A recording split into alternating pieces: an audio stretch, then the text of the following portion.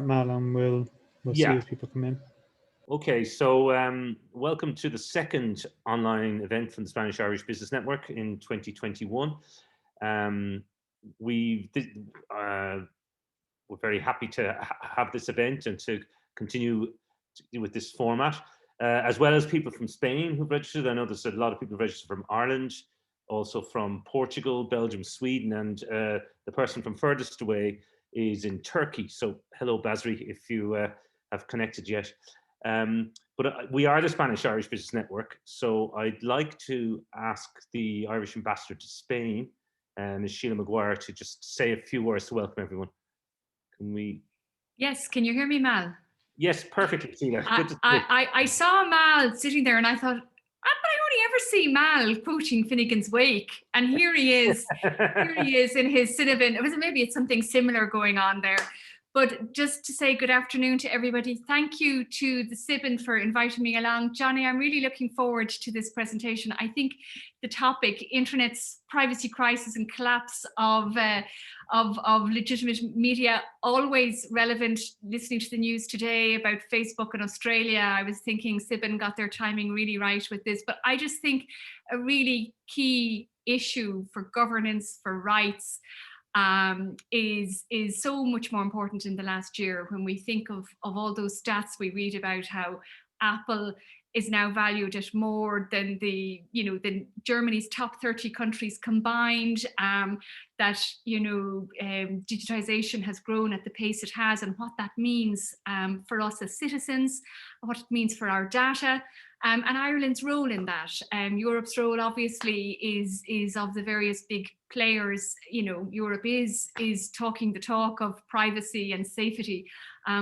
But of course, putting that into force is implementing it is a challenge, and Ireland have a particular role to play in that. So I'm really interested to hear about the spread of membership, the spread of the audience. It doesn't surprise me though, because this is an issue that is trans-border, and I'm really looking forward to hearing about this. So thank you for setting it up, Cinnabon. I think Brendan is going to zap me into oblivion now, and I'm going to stay listening. Johnny, thank you for joining us today, and thanks, Mal.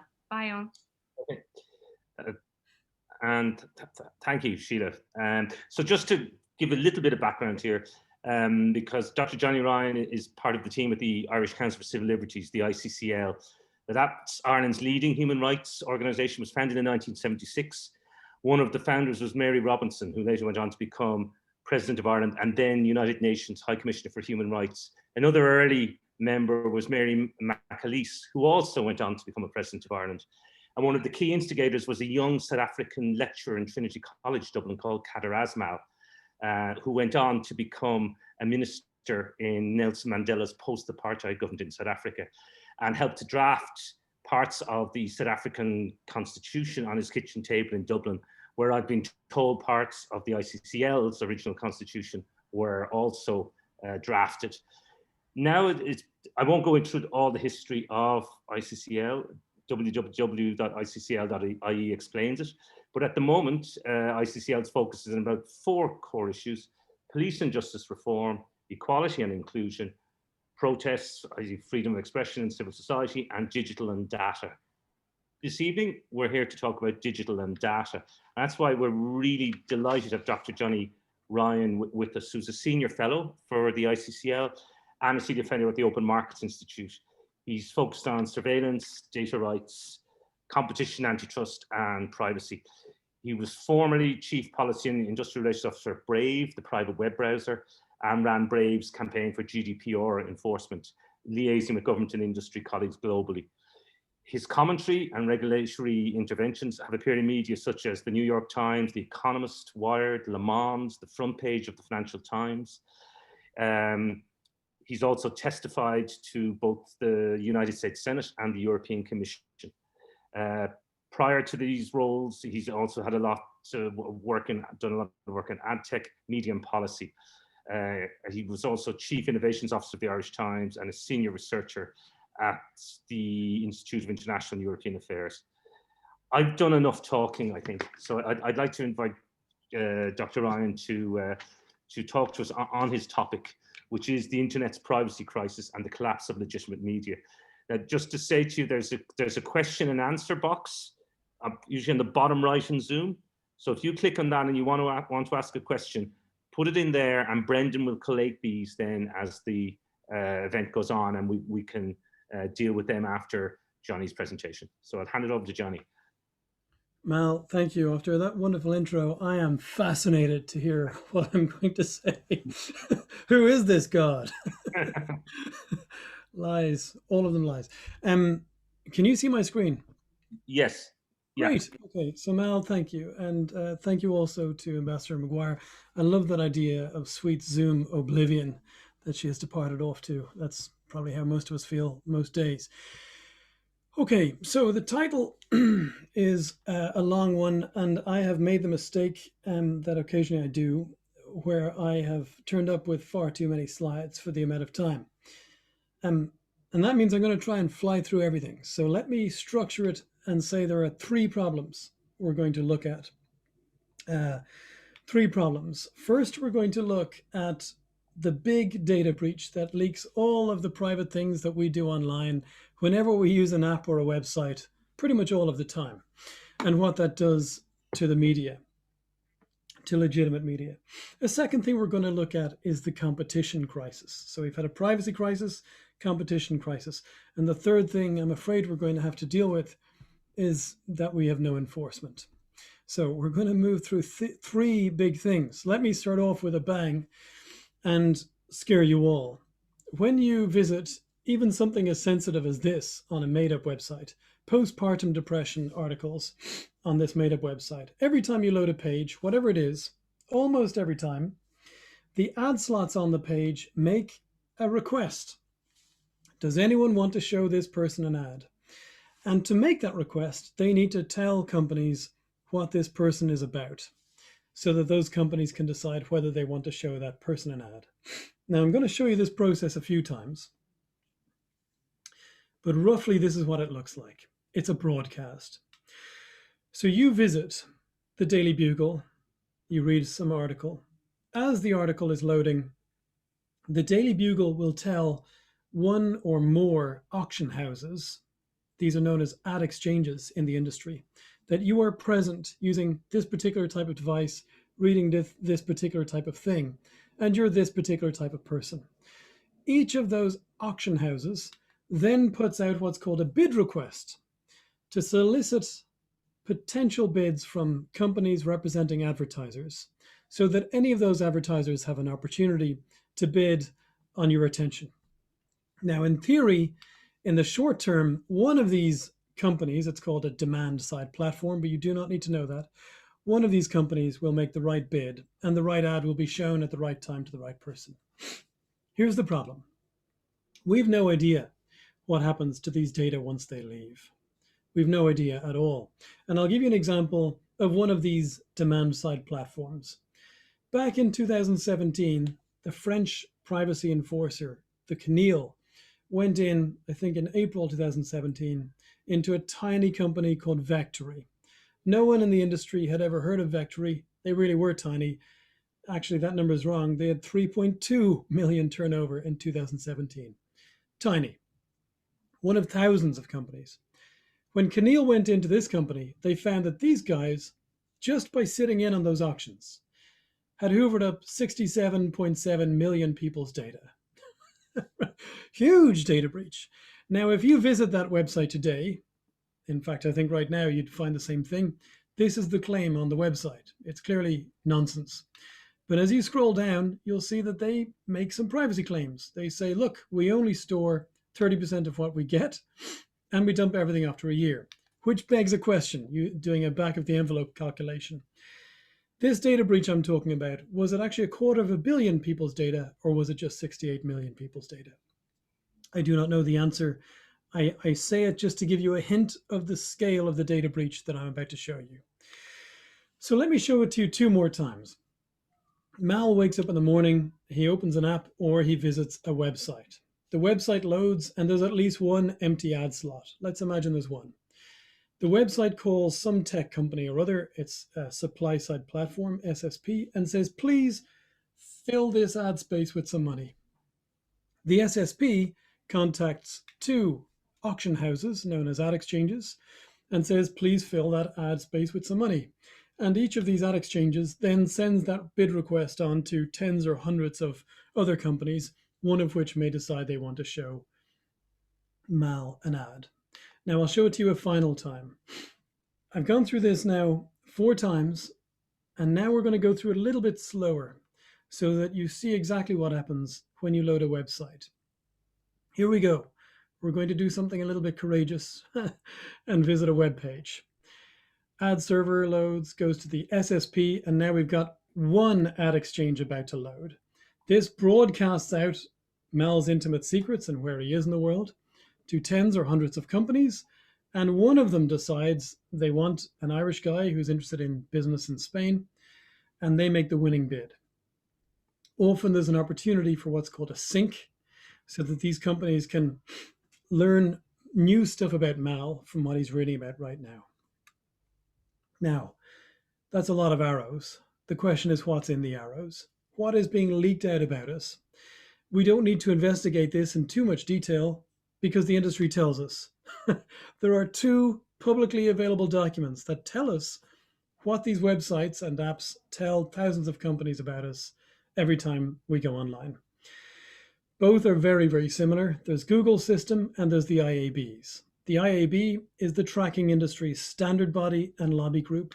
And if you were an engineer building for this system, this would be your Bible. This document, which you could find by searching for it right now, it's available online, tells you how you build stuff for the RTB system. I'm going to save you reading 14,000 words and scroll down to the bottom.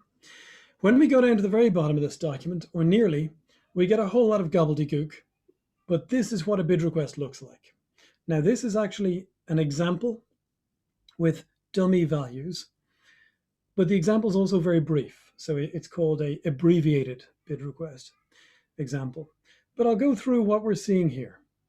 Remember now, this is the industry Bible telling you as an engineer what to expect and how to build. First thing we see is the website this person's visiting. Now, normally you'd have the full URL, right? The full URL would be embarrassing website / really embarrassing category of / excruciatingly embarrassing article. That's what a full URL would look like. In this unusual case, we've only the domain, but you could have the full URL. Now we get 2 sets of identifiers, which are highly unique to Mal in this example. These are far more distinct than your PPS number is, than your social security number. And now we see that we're dealing with a young lady, and we get more identifiers on her device, her IP address. She's using an iPhone 6S with various other distinctive characteristics. So we could guess that we're seeing her again, even if we didn't have those IDs. And finally, we're getting where she's standing. Now remember, if we're Vectory, we're one of hundreds or thousands of companies, and she could be reading about postpartum depression or substance abuse or something of that nature. Now, this is a summary example. There can be many, many more types of data in here. And let me give you the most shocking example of those types of data. The IAB, in its profound disregard for individual sanctity and sense of common sense, has come up with a list of categories of content, and they can be broadcast out about what you're looking at as well. So if this young lady had, for example, suffered sexual abuse and was reading self-help guides on that, then this system, which is live today, might send out IAB, and that's the name of the industry body, 7-28 to denote the fact that she appears to be a survivor of sexual abuse. So clearly, this is a very concerning data breach. The question is, does it concern all of us? When you see something like this, how much of this is happening? The auction houses sometimes blow their own trumpets, and we can see in their own marketing materials that, for example, Index Exchange, one of the big ones, says it processes 50 billion of these advertising auctions a day using this system. It's no different. It's this exact system. 50 billion a day. So we're talking about easily the biggest data breach of all time. But Index is the smallest of the big players. So we're not talking about a breach of hundreds of billions a day. We may actually be talking about trillions. It's not clear because Google does not release these data. In any case, let's imagine that we're at a scale of hundreds of billions a day. The upshot of this first of the three problems is that everyone you've ever known, everyone you can ever know, will ever meet, almost certainly has been profiled based on what they are watching, reading, and listening to on the internet, in apps and on websites. And the industry approach to this is to make it go away with OK buttons. And you've clicked these OK buttons many a time. The only good consent notice I've ever seen, actually, is this one from a professor of law, Chris Hoofnagel at Stanford University. It's the only honest one I've seen so far. And the industry realized back before the GDPR was released that none of these consent buttons actually were going to be effective. The reason is that our data are being leaked out, not to tens, not to hundreds, but according to the industry, to thousands of companies from the serving of a single ad. And once the data go, there is no way to control what happens to them. As the man says in the ad, once they're gone, they're really gone. Very few audiences around the world ever get that. I'm glad to be able to speak to an Irish audience that hopefully does. Now, the industry had to have another crack at this and see if they could solve this problem. And the answer is they couldn't. They said, well, we might at some point try to audit, and let me say this in real terms, to audit what thousands of companies have done with trillions of data about billions of people. Clearly, this is nonsense. In Google's version of the system, if you sign up to use the system as a company, you have to sign this agreement.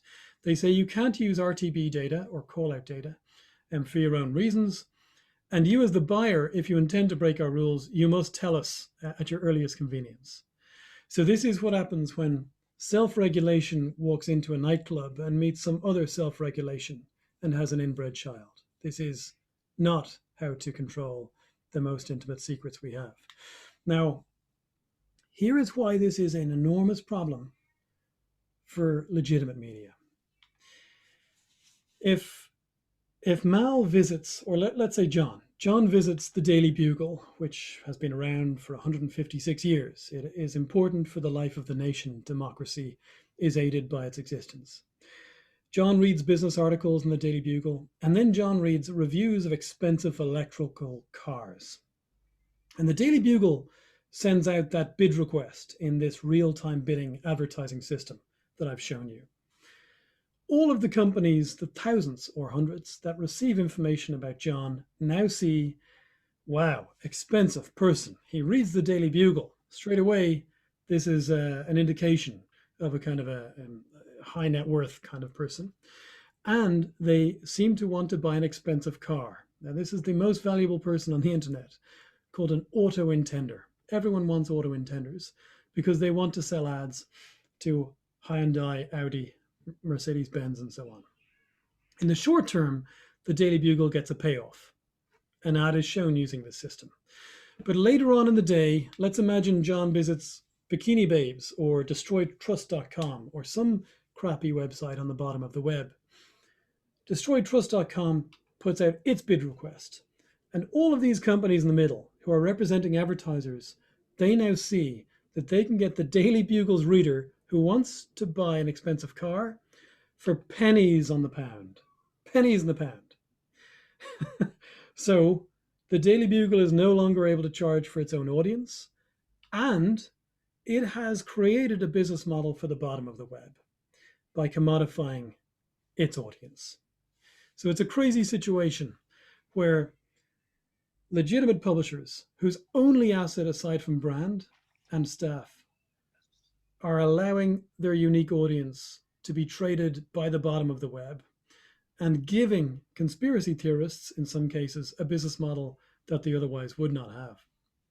But it's even crazier because sometimes John isn't human. Criminals commission pieces of software called bots, short for robot, operating on smartphones on racks in warehouses full of smartphones, to build up a pattern of behavior as though they are expensive, high net worth auto intenders who read the Daily Bugle. And having built up that pattern of behavior, then the commissioning entity, which is a fraudulent website, says, great, bot, now that you've built up that pattern of behavior, come back to us and we'll take that advertising money, which we have now diverted out of the pockets of real advertisers, away from real newsrooms and into criminal enterprises. So we have a situation in which the online advertising system is not just exposing all of us to things like micro-targeted disinformation and algorithmic discrimination because it's an enormous data breach, but also it is a cancer eating out the heart of legitimate media online. The other problem, of course, for legitimate media is a competition or antitrust problem.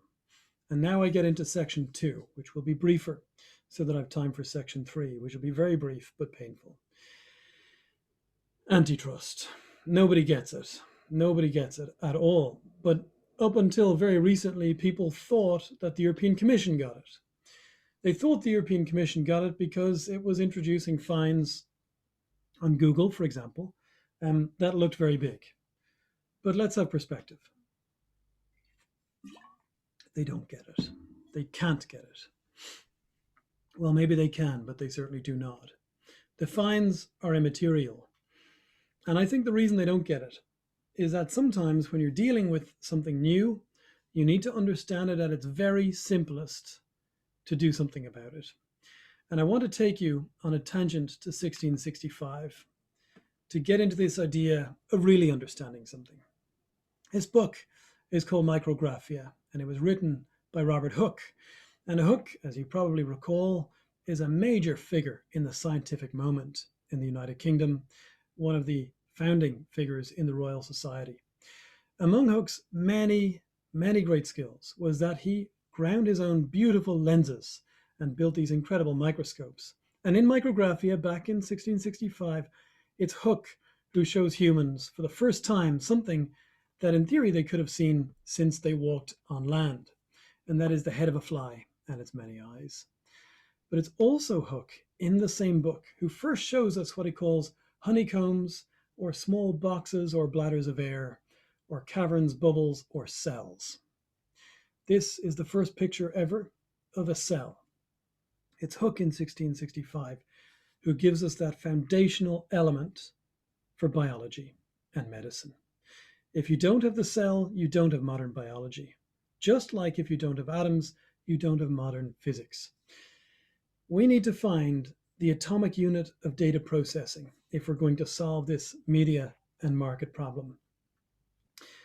Now, an obvious thing to do is to ask a computer scientist or an engineer, and the computer scientist or engineer will say, well, there was someone in the 50s who came up with this idea, Claude Shannon, of the bit or the byte.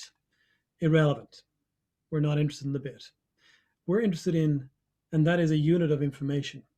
We are interested in the unit of account of data, the unit of account of data's use. And that is the processing purpose. I'm going to take you into this idea of the processing purpose and purpose limitation. Back in the 70s, in the early 70s, in the United States, a group of people working for the Secretary of Health and Education and Welfare were grappling with the problem that now people's health records were being stored on magnetic tape, and that stayed around a long time and could be cross-referenced.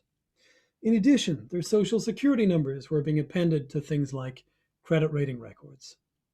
So this panel reports to Caspar Weinberger in 1973, and they say several incredibly prescient and sensible things. The things they say end up being known as the fair information processing principles, but I want to focus on one of them. They say, if I give Mal my data to process it for some reason, he cannot go and use it for some other reason, unless, for example, he asks me first. It's what they call purpose specification. And it's alive and well in the GDPR and has a long history in European law, in fact. Here, it's known as purpose limitation. In any case, here's what it means, and it is kryptonite to big tech. Let's imagine we have some personal data. Here they are on the screen, ones and zeros. That's what personal data looks like, roughly.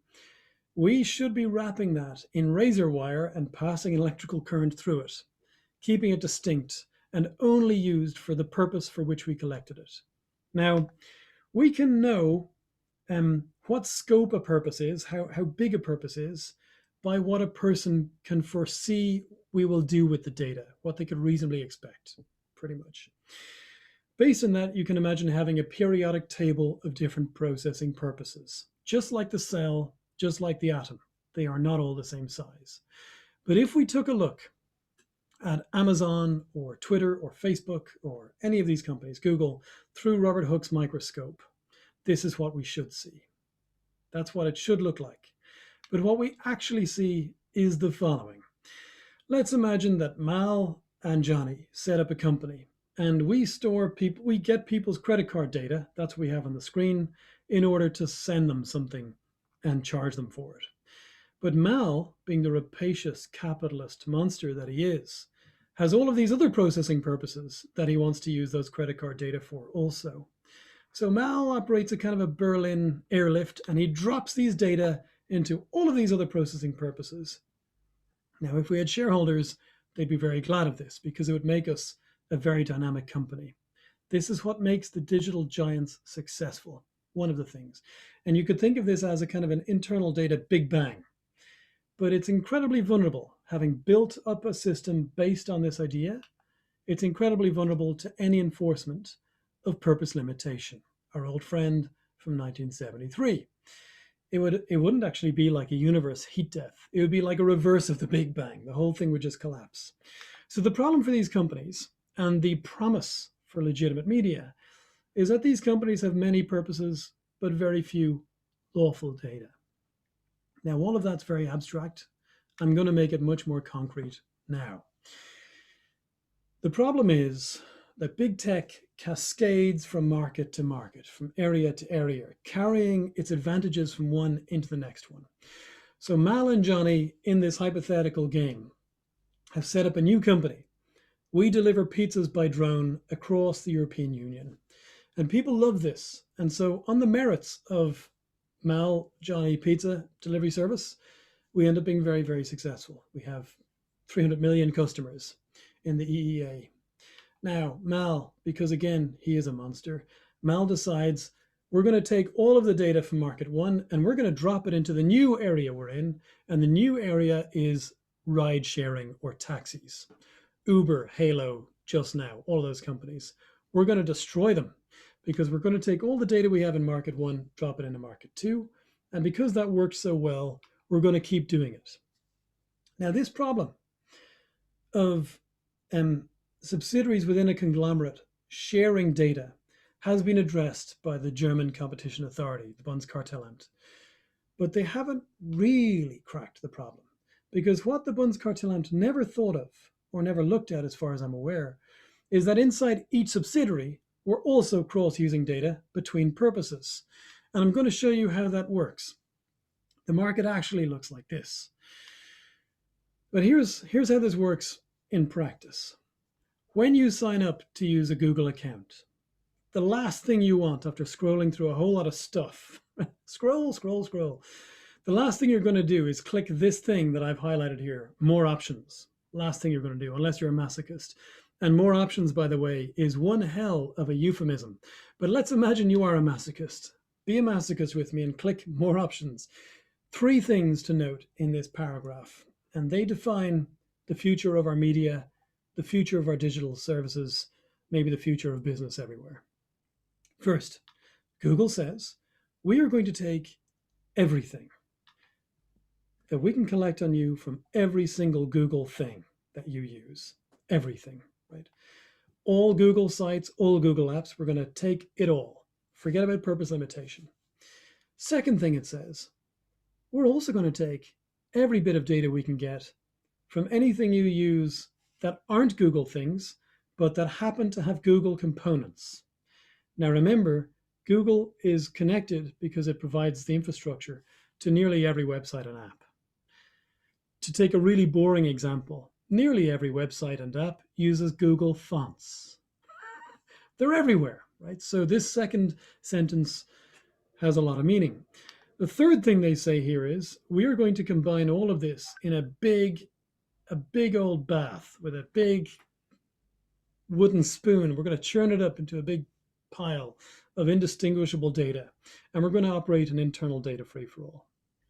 Now, just to make sure that this is fully and completely unlawful, we're going to pre-tick this by default. This is lawsuit bait, which I'm rising to, by the way. I am actually working on this. We're going to pre-tick this by default and hide it under something that says more options. Now, the upshot of that, if you're the Irish Times, is that Google might know, let's say about me, right, that I'm straight or gay, or that I'm Muslim or Jewish or Christian in market 1 because of where I go to in Google Maps. They might know that I go to this particular type of health center, for example. In market 4, where they're providing a back end, maybe for advertising on the Irish Times or the Irish Independent, they can know not only what they learn in market 4 based on what I do on irishtimes.com, but also what they know about me based on my location over several years in market 1. And by the time we move to market 5, where they are showing ads at a far higher margin on their own properties, by the time we move there, they can also combine what they've got from market 4 and now add in the 90 or so other things they do. So enforcing purpose limitation here is a lobotomy for these companies. It would be like the end of 2001: A Space Odyssey, where the surviving astronaut Dave Bowman is pulling chips out of HAL 9000's brain.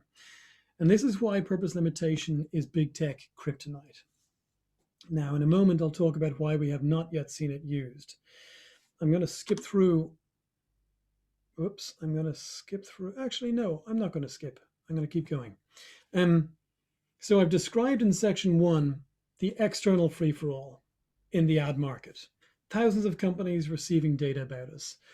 And in section 2, I've talked about this idea of an internal data free-for-all, and that's a purpose limitation problem. Now, the enforcers have the power to act against both. Here is the moment we are at right now in our market. Big tech companies, Mal, Johnny, pizza delivery company, we operate an internal data free-for-all. We manage to become a monopoly in various markets.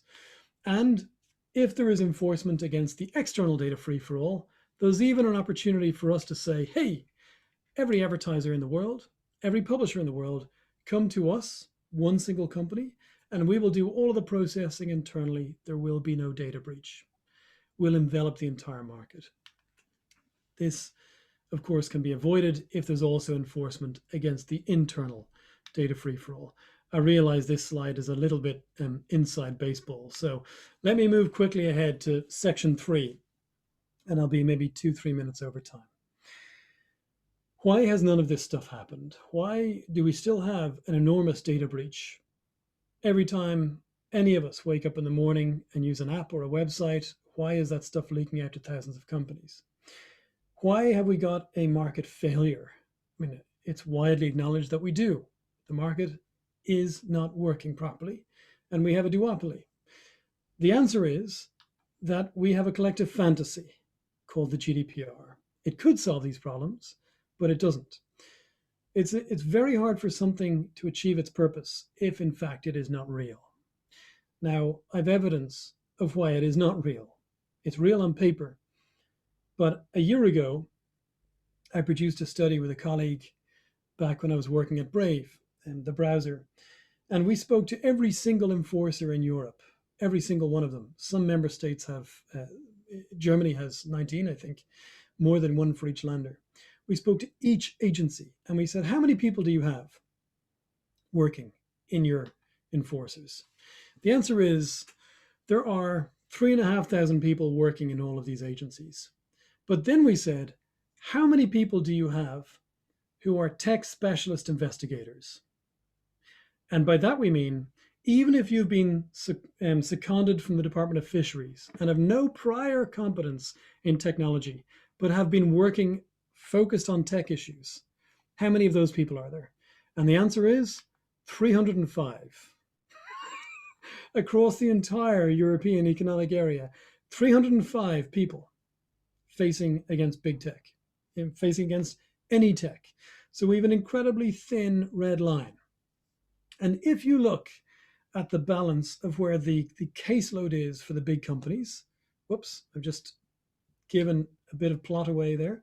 If you look at the balance, you see that Ireland is disproportionately encumbered by these cases. Another way to look at that is we were given a gift by the GDPR. The GDPR said, hey, largely geographically irrelevant small country, you can be the super regulator for the digital future. And Ireland said, well, in that case, in the lead up to the GDPR, we better get our ducks in a row. Now, across the European Union, there was an increase in funding to supervisory authorities. In fact, only one of them decreased. This is the aggregated totals, the aggregated increases. As soon as the GDPR was applied, those increases went down. In the case of Ireland, there's a problem. I'm going to show you a video, and hopefully the audio will come through to you, but just in case it doesn't. This is a young Austrian man called Max Schrems a few years ago, who has had by far and away the most consequential complaints against Facebook. They led to the collapse of the EU-US data transfer agreements twice in the European Court of Justice. And one day Max decided he would visit Facebook's enforcer in person. So here he is outside the Irish Data Protection Commission. This is a video, I think, from 2008. And we are out in Port Arlington, somewhere in the middle of nowhere. It's 1 hour outside of Dublin, kind of in the middle of Ireland. And you see we're in front of a centre supermarket. And in that house, there's the Data Protection Commission, not right in the supermarket, but here around the corner. And if you go around here, you see the lovely Data Protection Commission of the Irish Republic.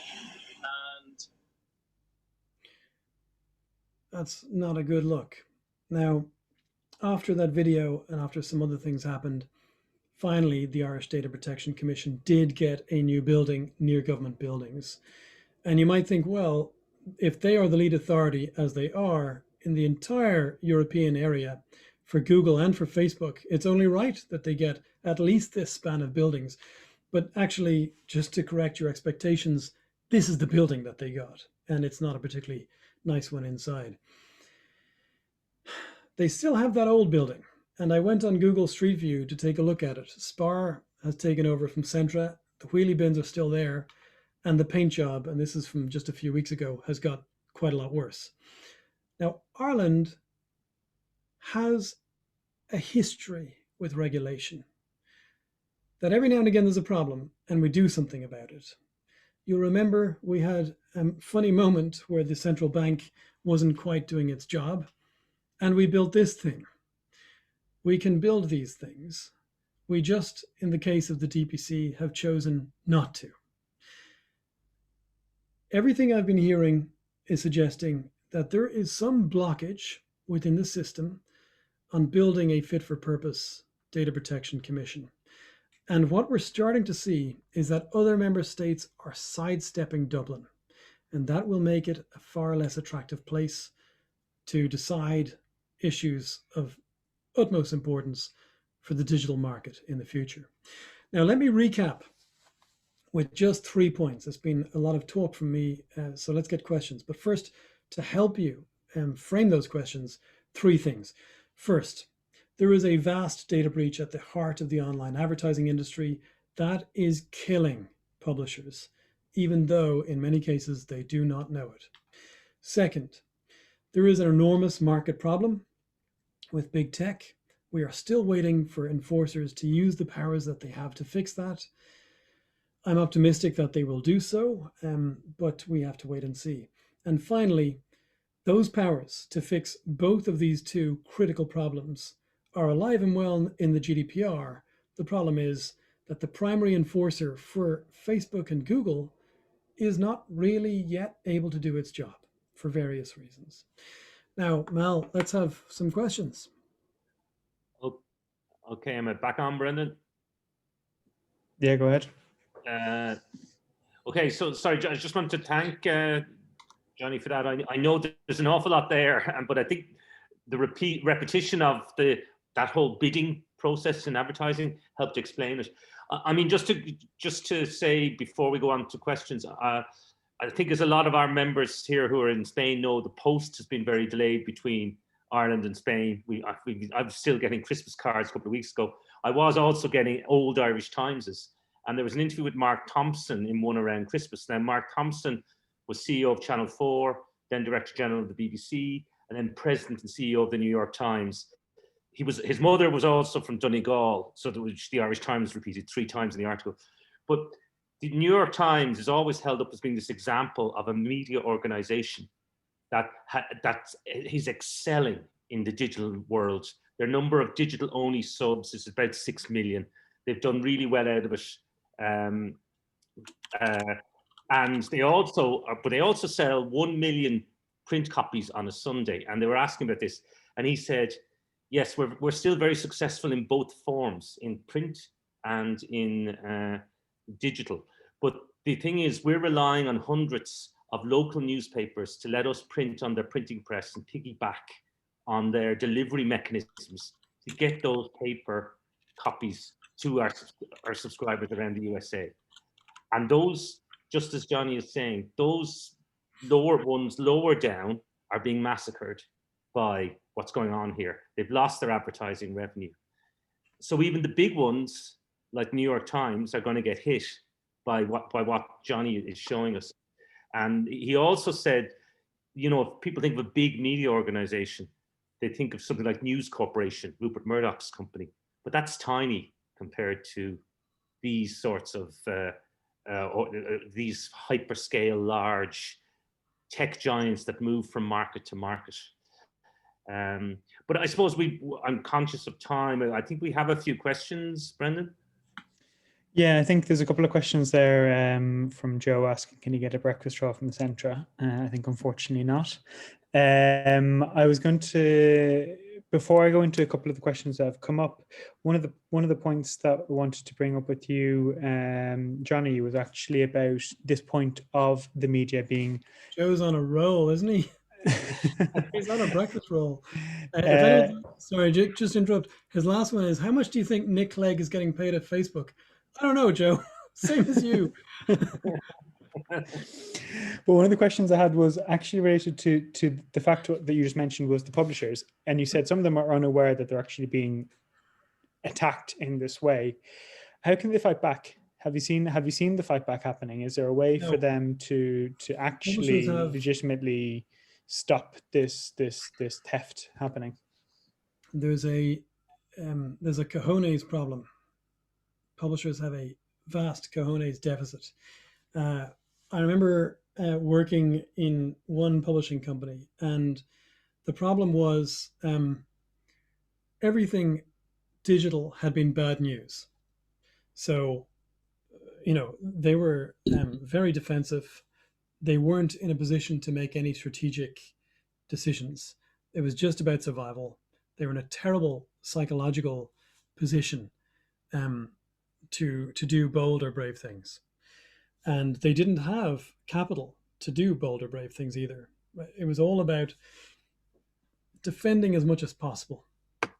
And they had a responsibility to a significantly sized workforce as well. And, you know, rightly, they were going to exercise that responsibility as best as they could. In the average news organization, long-standing newspaper, the person at the top, unless things have changed massively, will have no awareness of how the digital ad tech system works with respect to their audience data. They just will not know. I've given presentations like this, or far more simple than this, to many CEOs, many roomfuls of CEOs of media companies, and they furiously take out pen and paper to take notes, because This is the first time that they're seeing how the system works in simple terms. Now, that's an amazing trick that the ad tech advertising technology companies played. There's an amazing quote where Walt Mossberg, who's a tech journalist of some reputation, said he was at a dinner party and the person beside him ran an ad agency. And he told the person beside him that he was setting up a new website called Recode, which is now very successful. And the ad agency man said, "Oh, I've heard that, well done." And so Walt Mossberg said, "Will you spend any client money advertising on Recode? I think we've got the right audience for you." And the answer he got back was, "Yeah, we'll probably spend a bit of money for a few days or weeks. And then as soon as we know how to get your audience somewhere else, we'll go where it's cheaper." The problem for publishers is they aren't normally in those conversations. And the ad tech people have learned not to say that to publishers. Now, if you read Google's terms of service, it says things like, "We'll use your data on Google's services and on partners' services who use Google to serve you relevant ads on our partners' sites and on Google sites." Now, if you delete some of those words, they're saying, "We're going to use what we learn about you in other contexts to show you ads at much higher margin on our own properties," obviously. And unfortunately, we have not had many sensible voices in the world of publishing. This is a long answer, but let me just conclude by saying the CEO of Axel Springer, one of Europe's biggest publishing houses, wrote a piece a week ago saying, "We need a thing." He was describing data protection law, but he was talking about it as if it didn't exist. "We need a thing to protect the audience against rapacious data misuse, and also to stop these terrible big American companies from stealing our audiences." Now, on the platforms where he published that, he was allowing 50 or 60 other companies to steal his audience. And he wasn't saying we need to protect people from ourselves. He was saying we only need to protect them from our competitors who are eating our lunches. So they still haven't got the obvious, in my mind, truth, and that is data protection law is their only antidote. And they are still trying to emulate Google and Facebook and become data players in their own right. And they never will, and they never can, and they shouldn't try. So moral of the story out there is pay for your news if you don't want them to be reliant on the ads that then No, sorry, not at all. Advertising can and should work. And the New York Times is an interesting example, but there are others who have cut off this system and have seen revenue go up. So advertising can and I think should work. This is something else. This is industry scale stupidity and wanton disregard for the law. Moving on to keeping in the same theme of basically this maluse of data or the bad stealing of data, should we say? Nigel comes in with a question. Actually, is you kind of mentioned that conspiracy theorists are getting in on the act here, and the question, I don't know if you have the answer to this. I mean, to the Nick Clegg question, but is asking, to what extent do you feel that these and other extremist organizations are savvy enough to know about this and they're able to use this to fund their further ambitions?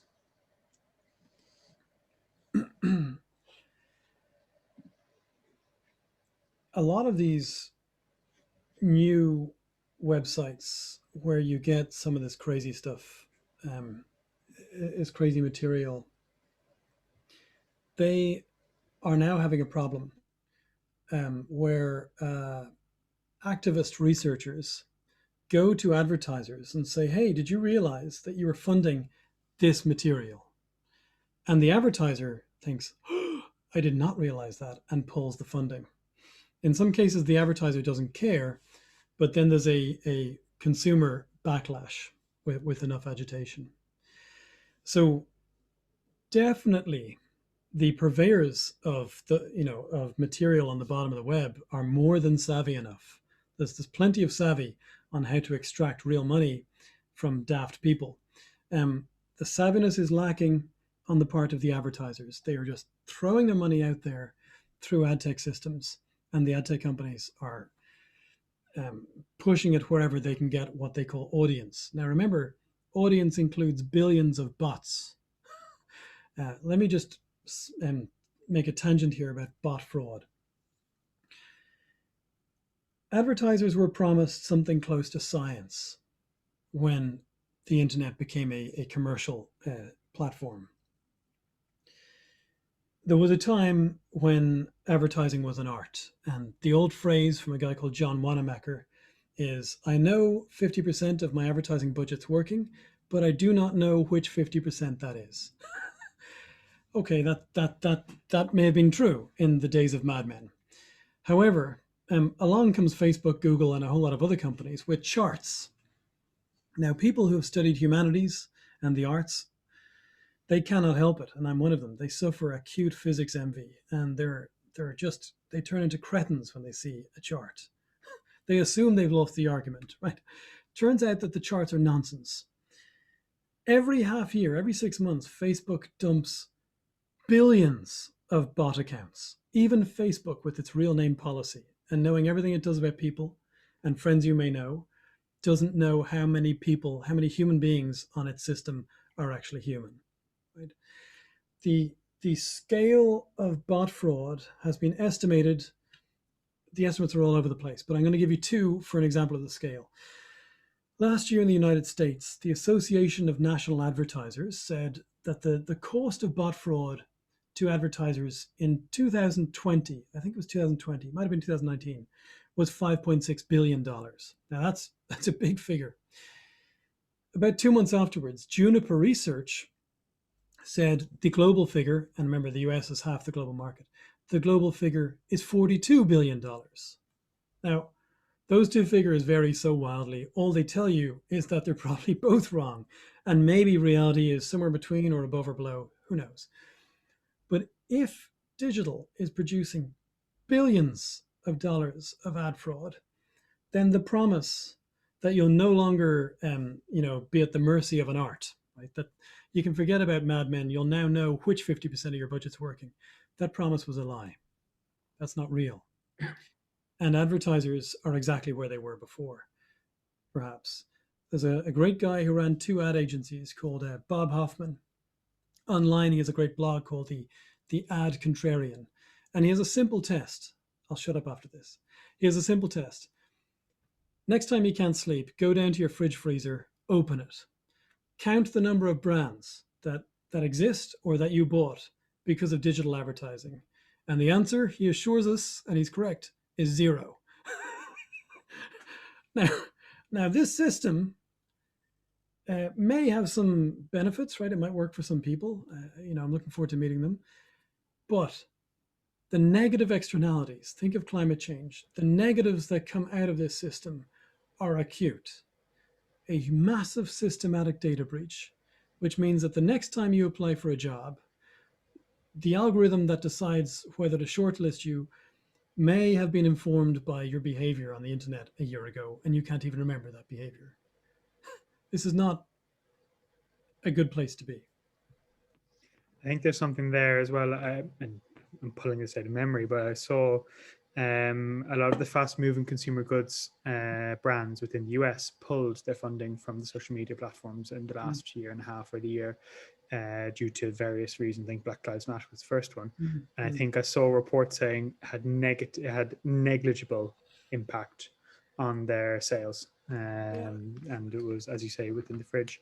Moving on to the next kind of questions, there's a couple of questions there around the enforcement point of view, because of course you make a very strong case for the fact there are no cases, and that at a European level we are not enforcing GDPR at all, really.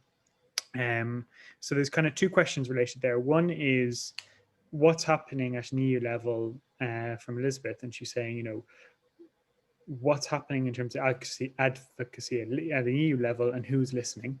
And then another one is related to this in the Irish case is it related to the corporate tax I think from everyone knowing, from an outside view, looking back in Ireland, you realise how low the tax take is compared to other countries in Europe to offer similar services. So is it related to the corporate tax scenario on which the economy is more or less reliant? Okay. Let's try and take those in turn. At a European level, we have got this very strange situation where the European Commission just issued a draft adequacy decision for the United Kingdom. Adequacy is a data protection test. If you're a third country and your standard of data protection is high enough, then you can have a free flow of data with the European Union. So the US, for example, does not have adequacy. And Max Schrems, who you saw in that video, is one of the reasons why it will have even less than adequacy, perhaps, in the near future. Now, the UK has a deficit of data trade with the EU, and it is worth £85 million, according to the UK government, the transfer of data, free flow of data. It's worth £85 million to the UK economy.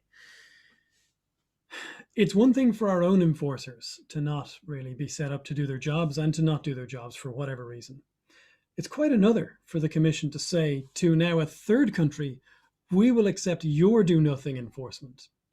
Now, just for context, the UK's enforcer, which is called the ICO, is by far the biggest in Europe, and it's by far the best funded. The budget doubled in the last year to €62 million, which sounds like quite a lot of money. It's actually not. They have 680 full-time staff. But I know from Freedom of Information request material that I got, they have 8 people, right? 8 people plus a vacancy devoted to what they call cyber investigation. 8, that's 1% of their staff. I mean, they're just not configured to deal with digital issues. And having blown the whistle to them about real-time bidding years ago, and they have still really done less than nothing. They've just made a lot of noise. They are not an effective enforcer. The Commission has made a decision to not care.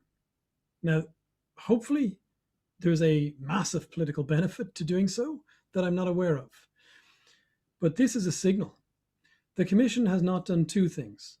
The first thing it has not done is say, Ireland and almost every other member state, maybe every single other one, we are going to take you to the European Court of Justice because you have infringed the GDPR by not setting up proper enforcement of this regulation. Now, the Commission could do that. I think they certainly have grounds. Not only do they not do that, they then didn't pick on the UK, which is now a third country and could have been a perfect example.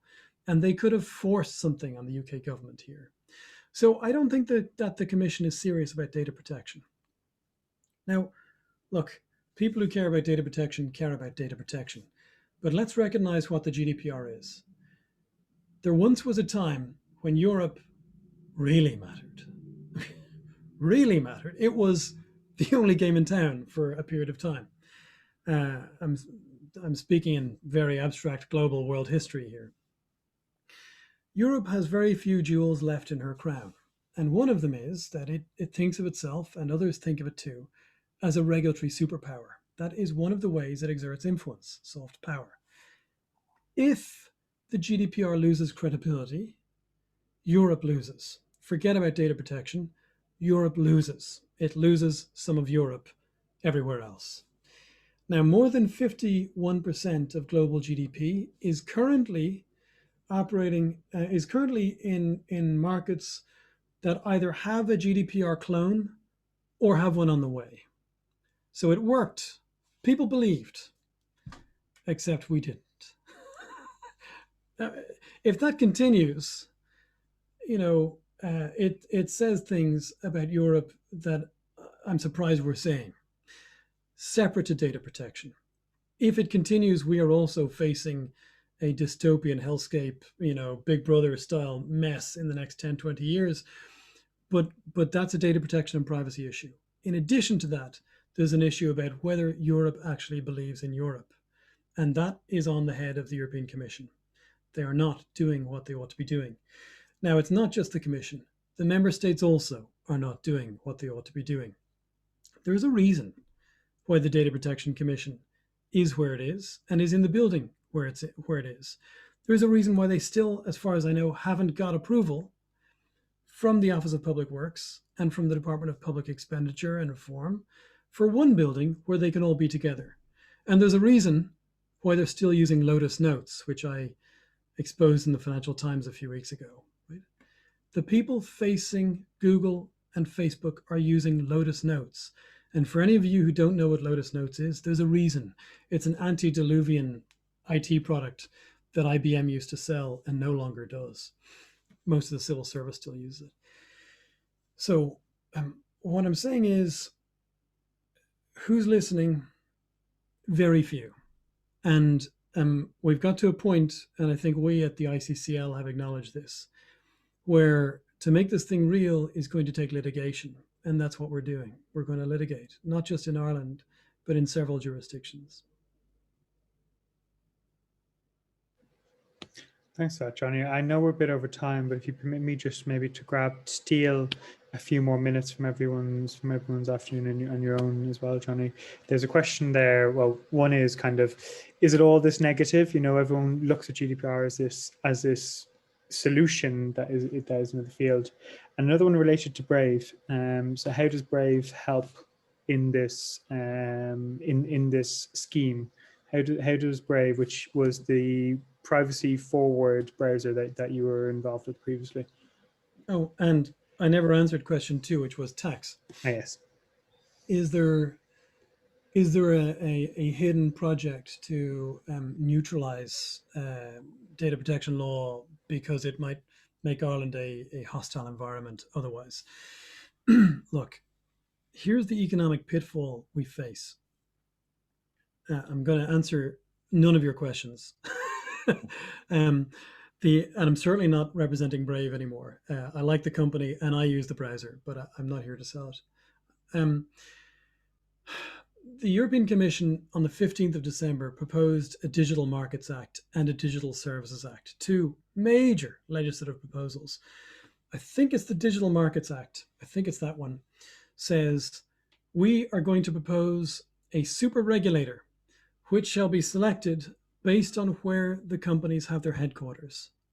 So this is Ireland's second chance to be a super regulator yet again, for a whole lot of issues that are central to the digital market in Europe. Now, because the DPC is unable or unwilling, or who knows why, to do its job, as far as I can see, other member states I mentioned are starting to sidestep it. We saw that very recently when a young girl, aged 10, accidentally killed herself in a TikTok blackout challenge. It's exactly what it sounds like. The Italian Data Protection Commission had already been looking at TikTok for well over a year, but straight away they triggered something called Article 66 in the GDPR and said, we're not waiting for Dublin, TikTok, it's over. For the next 3 months at least, forget Italy, you're finished. Now that's the state stepping in to protect the individual. But it's also a sign of Ireland being sidestepped. The same month that happened, just now in January, an opinion came out of the European Commission in a major case. The Belgian Data Protection Authority was trying to figure out, what can we do about Facebook? They had this case going on for years. The Irish were not producing results. And the Belgians eventually went to the European Court of Justice and said, look, we need to enforce against Facebook, at least on our own soil. And so the first opinion in that case came in January from Bobek, I think, is the Advocate General concerned. And Bobek said, when you have a case of, I'm quoting, persistent administrative inertia, and he's talking about Facebook's lead authority, which is Ireland, then yes, of course you can sidestep. Now, if we have a situation where Ireland must be sidestepped for governments to protect their own citizens, that proposal that the Commission came out with in January, which would make Ireland a super regulator for even a new domain of the digital market, is not going to get through the Parliament. It will die before trilogue, the process of developing a European directive and regulation. So we are walking ourselves into a situation where we've been gifted toys and they're going to be taken away from us because we haven't used them. And if the state thought we have to do this, for tax haven purposes, I think they better think again. I'm not sure that's what's happening, but if that is what's happening, it's not working.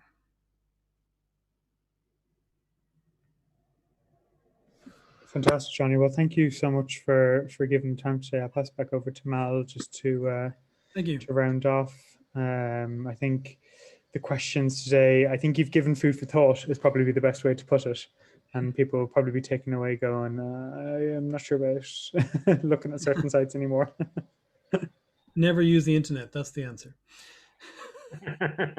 Just stay away. You don't need it. I did think it was interesting that apparently Facebook has profiles of people who aren't on Facebook. Yes. As people upload their contacts from their phone and think you're like your friends. So even not being on something kind of doesn't necessarily help you. But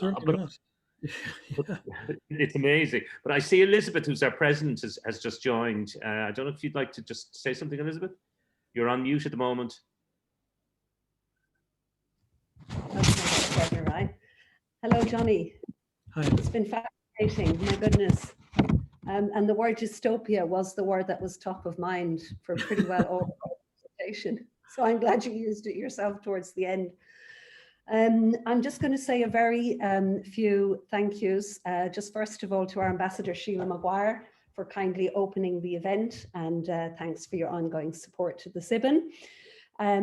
Johnny, it was really, really fascinating, the overview you've just given us, explaining what's going on behind the scenes with our personal data and all of the rule breaking of the existing privacy regulations.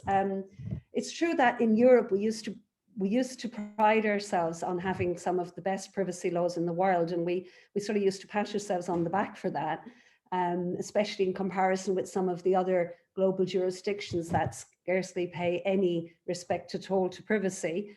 However, clearly what we see now is that there's a massive infringement going on behind the scenes, and it's not getting any better. It's just getting worse and worse. We thank you for the advocacy that you do. Clearly your voice is a loud one. It seems that there maybe aren't enough voices like yours out there, but you're clearly doing a sterling job. And, despite this dystopian situation that we see, let's hope that there's a bit of right sizing at some point in the near future and common sense prevails. And we see that appropriate budgets are assigned to some of the DPAs, particularly in Ireland, to begin to fight this mammoth battle that needs to take place. I don't know whether the Commission needs to wake up. I don't know how you go about, you need to put a rocket, I guess, under there to wake some people up to what is really going on, or whether those individual member states will really take the role. And it's a bit of a shame because Ireland clearly could have a lead role to play in this. So I guess we all just need to watch the space and see how it evolves, and we'll be following you for sure to see what you're doing in that space. A couple of final thank yous. I'd like to thank Mal. When you first suggested this idea back in, I think it was just before Christmas, to do this event, it seemed very interesting, but given what's been happening in the last few weeks and all of the controversy that's currently going on around privacy and the news coming out of whether it's from Australia or now from Brussels or wherever else, I think it's proven to be very, very timely that we've had this discussion. So thanks for suggesting Johnny and for getting him to come along and for moderating the session. And then a few final thank yous. Brendan, as always, he's done a great job managing the Q&A, and you seem to have a bit of a vocation for that. And then behind the scenes, a few of our other committee members, so Nuria, our Vice President, and Marta and Jorge, who manage the communications. Thanks to them for the work they do to make these events happen.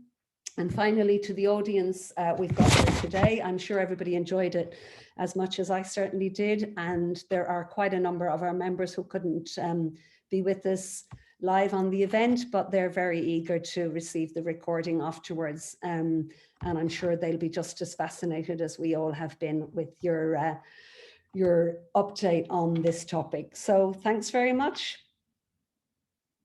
Handing back to you, Mal. I don't know if there's any final words.